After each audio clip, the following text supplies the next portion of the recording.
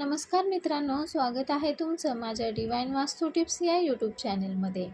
तर आज आपण खूप महत्त्वपूर्ण विषयावर चर्चा करणार आहोत. तो विषय म्हणजे घरात सतत वाद होणे, भांडणं होणे. आणि या विषयावर मी तुम्हाला वास्तुशास्त्रीय आणि ज्योतिषशास्त्रीय उपाय आणि कारणे दोन्हीही देणार आहे. तर कधी कधी असं होतं का तुमच्या घरात सतत वाद होणे किंवा छोट्या छोट्या गोष्टीवरून मोठं भांडण होणे. कधी कधी तर असं वाटतं आपण असं का वागतोय, हे आपल्याकडून असंच का बरं होत असेल. या गोष्टी बऱ्याचदा होत असतात. आणि सगळ्यात मोठा प्रश्न म्हणजे हे फक्त स्वभाव आहे की यामागे काही अदृश्य कारण आहे.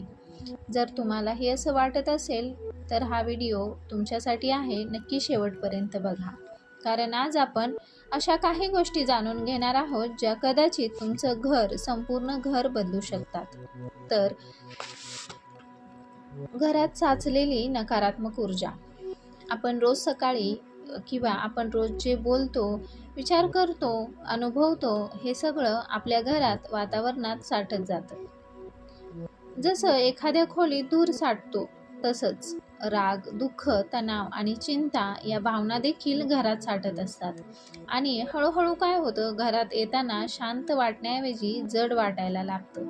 मन चिडचिड होतं आणि अगदी छोट्या गोष्टीवरूनही भांडणं होतात. अनेक लोक म्हणतात काही कारण नसताना राग येतो, यामागे हेच कारण असतं. यावर उपाय म्हणजे रोज सकाळी आणि संध्याकाळी घरामध्ये दिवा लावा. आठवड्यातून एकदा धूपाने किंवा अगरबत्तीने घर शुद्ध करा. शांत मंत्र किंवा भजन लावा. हे फक्त श्रद्धा नाही, हे तुमच्या मनावर आणि घराच्या वातावरणावर थेट परिणाम करतात. दुसरी गोष्ट म्हणजे वास्तुशास्त्रीय मोठी चूक म्हणजे आपण कोणती करतो, तर ती म्हणजे ईशान्य कोपरा व्यवस्थित न ठेवणे. वास्तुशास्त्रानुसार ईशान्य दिशा म्हणजे सर्वात पवित्र दिशा, सर्वात पॉझिटिव्ह ऊर्जा देणारी दिशा असते. पण आजकाल काय होतं, आपण तिथेच कचरा ठेवतो, कपाट किंवा जड वस्तू ठेवतो आणि अंधार करतो. आणि इथेच आपली सर्वात मोठी चूक होत असते.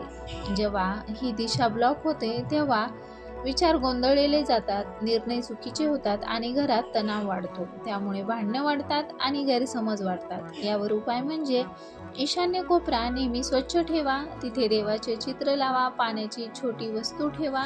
शक्य असेल तर तिथे हलका प्रकाश ठेवा. हे केल्यावर तुम्हाला काही दिवसात फरक जाणवायला लागेल. तिसरी गोष्ट म्हणजे स्वयंपाकघर आणि अग्नितत्व. स्वयंपाकघर म्हणजे फक्त जेवण बनवण्याची जागा नाही, तर ते घरातील ऊर्जा तयार होण्याचं केंद्र आहे. वास्तूनुसार ते अग्नितत्वाशी जोडलेलं आहे. आता विचार करा, जर अग्नी असंतुलित झाला तर काय होईल? राग वाढेल, चिडचिड वाढेल, संयम कमी होईल आणि हाच राग घरात भांडणाचं स्वरूप घेतो. यासाठी गॅस आणि पाणी एकत्र. याचे कॉमन मिस्टेक्स काय असतात, तर गॅस आणि पाणी एकत्र, स्वयंपाकघर घाण ठेवणे, रात्री भांडी तसेच ठेवणे. यावर उपाय म्हणजे रोज रात्री स्वयंपाकघर स्वच्छ ठेवा. गॅस आणि पाणी वेगळं वेगळं ठेवा. सकाळी स्वच्छ किचनमधून दिवस सुरू करा. हे छोटं वाटतं पण परिणाम खूप मोठा असतो. चौथी गोष्ट म्हणजे ज्योतिष कारण.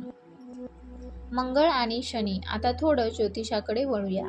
ज्योतिषशास्त्रानुसार मंगळ ग्रह म्हणजे राग, ऊर्जा, आक्रमकता आणि शनी ग्रह म्हणजे तणाव, अडथळे आणि मानसिक दबाव. जर तुमच्या कुंडलीत मंगळ दोष असेल तर तुम्हाला पटकन राग येतो. छोट्या गोष्टीवरूनही प्रतिक्रिया मोठी होते. आणि जर शनी प्रभाव जास्त असेल तर मनावर ताण येतो, निराशा आणि चिडचिड वाढते. आणि हे दोन्ही मिळाले की घरात वाद होणं खूप कॉमन आहे. यावर उपाय म्हणजे मंगळवारी हनुमान चालीसा ऐका किंवा वाचा. शनिवारी थोडा वेळ शांत बसा आणि शनीचं ध्यान करा. राग आला की लगेच उत्तर देऊ नका. हे उपाय तुमच्या मनाला कंट्रोल करायला मदत करतात. पाचवी गोष्ट म्हणजे बेडरूममधील चुका. जर भांडणं जास्त करून पती पत्नीमध्ये होत असतील तर बेडरूममध्ये लक्ष देणं खूप गरजेचं आहे. कारण ही जागा आहे शांती, प्रेम आणि रिलेशन मजबूत होण्याची. पण इथेच काही चुका होतात, त्या म्हणजे बेड समोर आरसा असणे, बेड खाली खूप सामान असणे, अंधार आणि घाण असणे किंवा दुर्गंध असणे. हे सगळं मनावर परिणाम करतं. यावर उपाय म्हणजे बेडरूम हलकी आणि स्वच्छ ठेवा. हलके रंग वापरा, जसं पडद्यांचे किंवा भिंतींचे रंग. मोबाईल कमी वापरा किंवा झोपण्याआधी मोबाईल दूर ठेवा. हे रिलेशन सुधारायला मदत करतात. त्यानंतर साधी गोष्ट म्हणजे आपल्या बोलण्याची पद्धत. कधी ना कधी वास्तू किंवा ग्रह नाही तर आपली बोलण्याची पद्धत भांडणाचं कारण होत असते.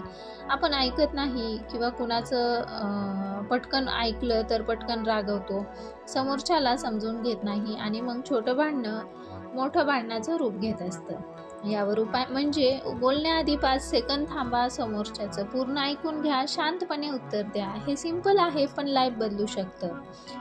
मित्रांनो, घर म्हणजे फक्त भिंती नाहीत तर भावना, प्रेम आणि शांततेनं बनलेलं असतं. जर घरात सतत भांडणं होत असतील तर त्यामागे काहीतरी कारण नक्की असतं. कधी वास्तू, कधी ग्रह आणि कधी कधी आपलं वागणं देखील असतं. पण चांगली गोष्ट म्हणजे हे सगळं आपण बदलू शकतो. मी सांगितलेल्या व्हिडिओमधील काही उपाय तुम्ही नक्की करून बघा. आज सांगितलेल्या गोष्टीपैकी काही जरी तुम्हाला अंमलात आणलं गेलं तरी तुम्हाला नक्की फरक जाणवेल आणि तुमच्या घरात हळूहळू शांतता परत येईल. व्हिडिओ तुम्हाला आवडला असेल, माहिती योग्य वाटली असेल, माझ्या सांगण्याची पद्धत तुम्हाला आवडली असेल तर व्हिडिओला लाईक करा, शेअर करा आणि सबस्क्राईब करून ठेवा, कारण येणारे प्रत्येक व्हिडिओ हे नक्की फायदेशीर आणि तुम्हाला उपयोगी पडणारे असणार आहेत. धन्यवाद.